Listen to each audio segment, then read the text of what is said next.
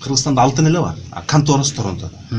Ошону Кыргызстанга алып келип боюнча, Кыргызстандын территориясында кыргыз закону менен иштейт. Бул главный.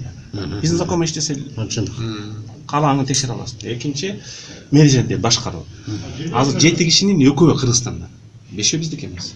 А тигинде макулдашылган 3-өө Кыргызстан, 3-өө Кумтөр, 1-өө эркин. Фонд регистр деген болот, эркин эмелер, эксперт болот.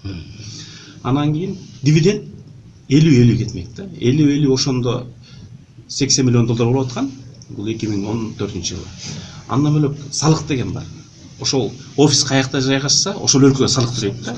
Жылына биз $14 миллион. Офисибиз Торонтодо болгон үчүн Торонтого төлөйбүз да. А бияка төлөмөктү жылына $14 миллион. Анан кийин 90% башкаруучулар Кыргызстандан болот. Гонконгдон окутуп беришмек, ошону башкарат.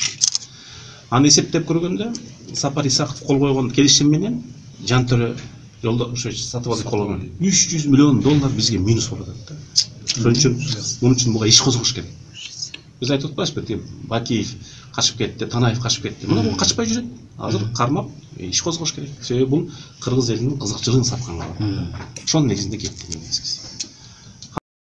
Эми пирмерге уурдабай турган киши келсе болду да.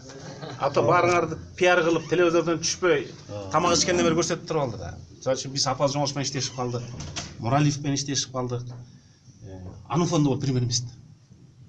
Эзелүү ат минбеген кишини силер тиги улак командасынын капитаны кылып алгандай болдук да. Эзели айылды көрбөгөн киши, эзели экономикада иштебеген киши, өндүрүш иштебеген кишини анан жөн эле таза коом.